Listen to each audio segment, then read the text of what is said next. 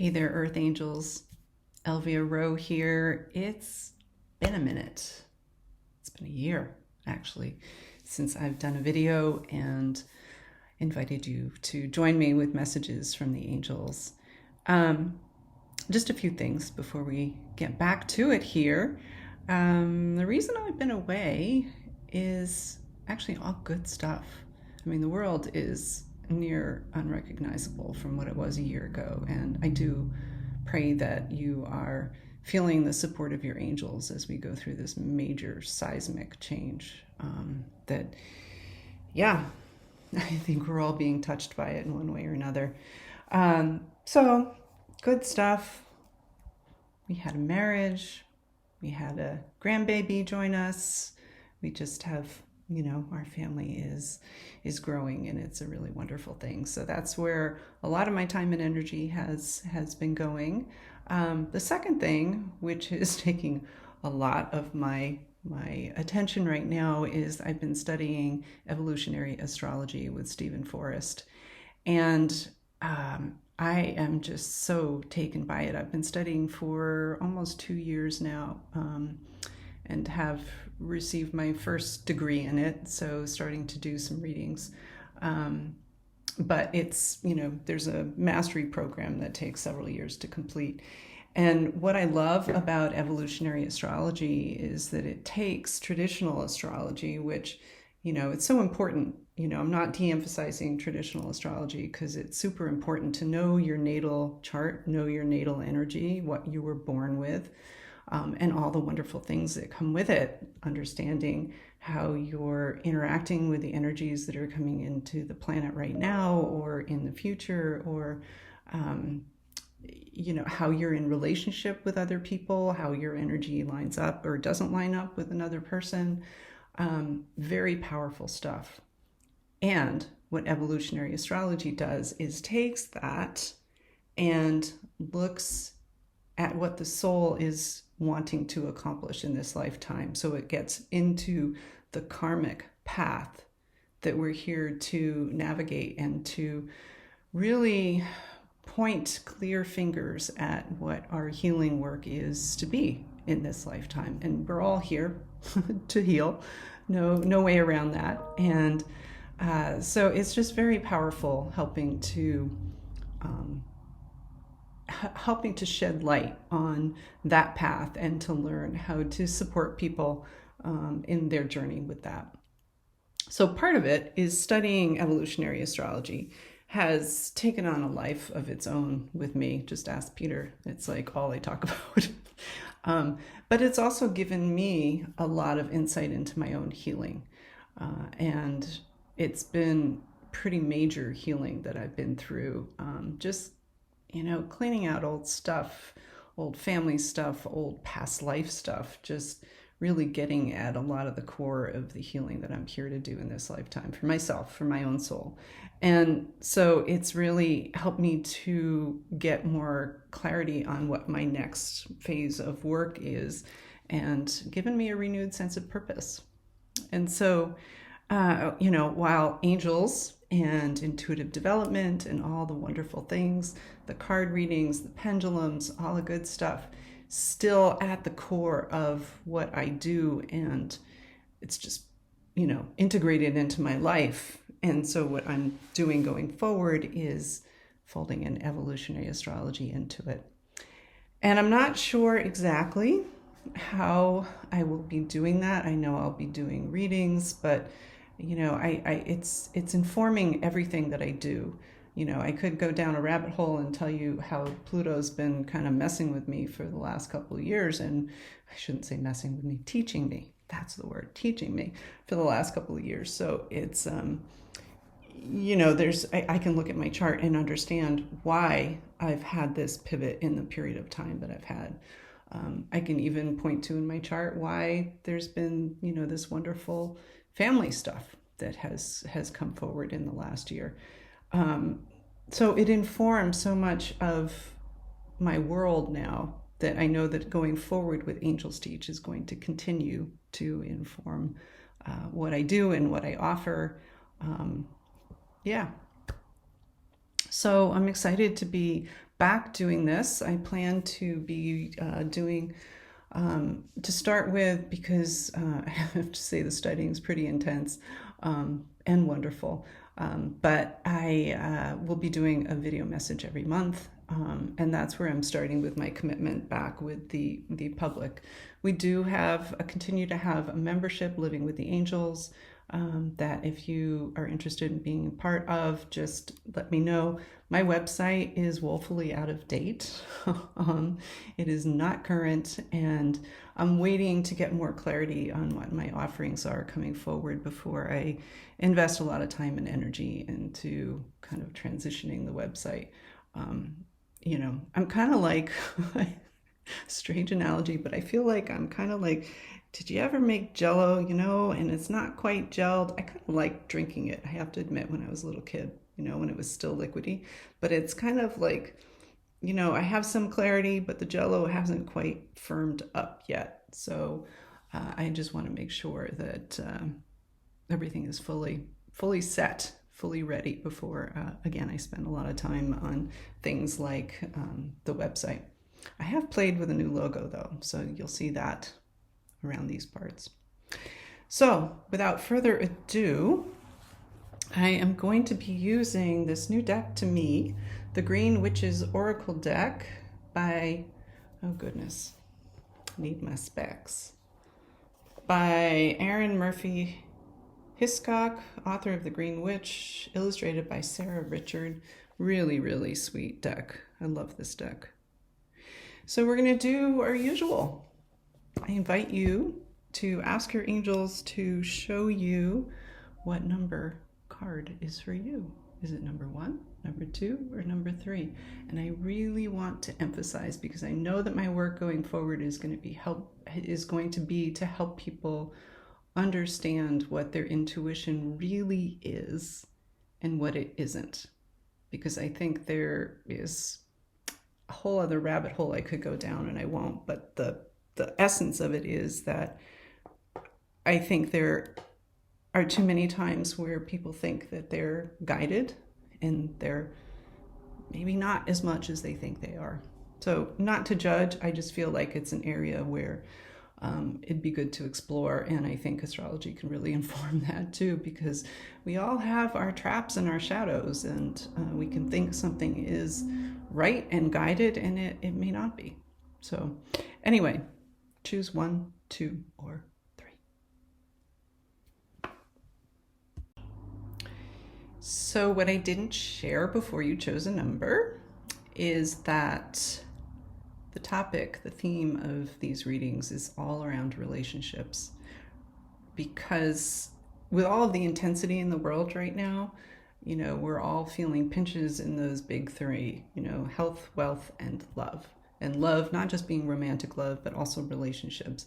And so the theme of relationships has come up quite a lot in my world in the last month or so. And one of the things that I want to just say before I get to card number 1 is that, we all vibrate at a certain vibration, and it's going to be up and down depending upon what's going on in life, the day, the transits that are coming in, all of it, how we're showing up.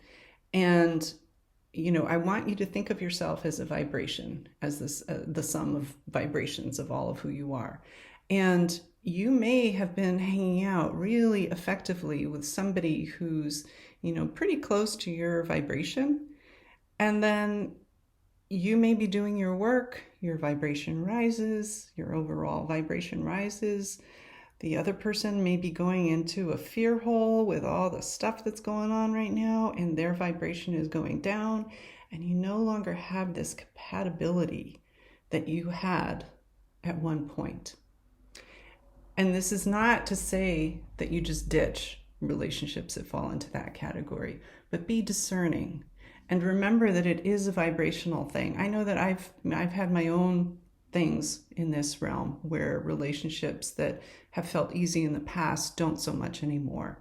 And other relationships actually feel easier than they have before. So just remember that, it's a vibrational thing, and, which can help help you remember that it's not personal. Like there's this energetic thing that just happens between two people. And sometimes it matches up and it's this beautiful thing, and other times it's not so much. And you can do the work if the other person is willing to bring it back into compatibility. But you know, that's really between you and the angels and the other person, whether that's going to happen or not. So without further ado, let's choose card number 1 and see what the angels have to say. It's interesting because this deck isn't really specifically about relationships at all. It's about, you know, just really connecting with nature. Card is on the bottom. Going to notice that. Moss Agate. I'll show you the card. Positivity, change. So it's funny, this card came up in a reading for a friend the other day. I love this. You know, this is a new beginning. So this is, you know, it's a positive, the words on the card are positivity and change, but it's an egg, you know, it's a new beginning. It's a fertile time for you. So whatever relationships, asking if it's plural or singular, they're saying plural. So whatever relationships are coming into your life right now are healthy. And I want to put a caveat on that. They're healthy provided that they light up your soul and they feel purposeful and loving and respectful. Really important. Respect is something there's a lot of tension around it right now, and respect is super important. But this is a time of new beginnings, so new people are going to be coming into your life. Yeah. So you folks who chose number 2, your card is Broom. Time to probably do some cleaning up with your relationships. Yeah. I don't know. I'm going to, again, put my specs on to see what's at the bottom. Energy clearing, freshening. Yeah, I mean, brooms are, of course, about cleaning things out, you know, getting rid of the old and what's no longer of service, and allowing, well, not even allowing, really making space for what's new to come in for you. Yeah. And I would, you know, this almost looks like an altar in a way, with just the positioning of these flowers and these, just the ornaments on the broom itself, meaning that be intentional with what you're looking for in, you know, as you clean out relationships. Really think about what you're looking for and what you need in another person. And, you know, it may not always be immediately harmonious. I was studying relationships right now in the course I'm studying and course I'm taking. And, you know, Peter and I have some energies that really kind of bump up against each other. And we've known that all our lives. And now, you know, I have insight into more of the details of how that's happening, why that's happening, etc. And it's really helped to inform me and us around the relationship. And so why I'm saying that is because we have a beautiful marriage. We have a wonderful marriage. And there are these edges. You know, there are these things that we have to work through. So the soul doesn't come here to just have a, you know, float down the river for most of us. The soul comes here to learn and to grow. And sometimes we need those edges and those learning opportunities that are harder. So keep that in mind. And there are times where we just need to kind of get rid of the old. And if you chose number 2, I would say just be discerning about the people that you're spending in time with and giving your energy to, because, yeah, it might be time to kind of make some changes. And again, back to the altar, be aware of what you're looking for in a relationship. Yeah, that feels complete. All right. So for those of you who chose number 3, let's see.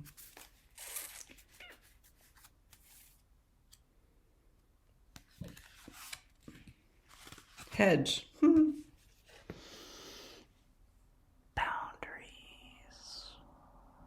really wasn't thinking of these cards as being about relationships, but those angels know best. Potential, boundaries, indecision. I'm really drawn to the scales you see the scales at the end of this garden? They're hanging off the fence. And scales are about the sign Libra, and Libra is a lot about relationships. And if you chose number 3, my sense is that the relationships you have or that are coming to mind for you as I'm talking are healthy. However, the Libra, the shadow of Libra is losing yourself and compromising to the extent that you lose your own voice, you lose your own sense of identity, and get lost in the needs of other people. And so this isn't so much about the broom sweeping things away as it is about just standing more in your power in the relationships that you're in, and being really mindful of when you're compromising and when you may need to put up boundaries. And remember that it's safe and it's okay to say no. If somebody's asking you to do something that pushes you out of your comfort zone, or just doesn't feel right, and you feel like you're losing a sense of self in the process, that's when you say time out. That's when you potentially walk away from that particular situation. Doesn't mean you're walking away from the relationship, but maybe you're walking away from a conversation or a particular circumstance. Yeah. The final thing I want to say about this card, I had to take a look at it for a minute, is because there's really only 2 choices in the future. You can't keep going straight. You're going to have to make a decision. And so my read is that there will be pressure on you to do this, to not compromise, that this is, there's the guided path, and then there's the losing yourself completely path. And there's going to be a pressure point where you really have to choose and make a decision. And that's what this fork in the road really is indicating. And it's interesting that there's a fence in the back, which is, it feels to me like a reminder that you're protected no matter what you do. But there's a path that's going to feel right and going to empower you, and back to that vibration thing, help you lift your vibration higher and be more resilient. Really important to think about high vibration as greater, stronger resiliency. And with everything happening in the world, we all are called to be more resilient. And I just want to add that being resilient doesn't mean being aggressive. It just means being true to yourself and strong in who you are.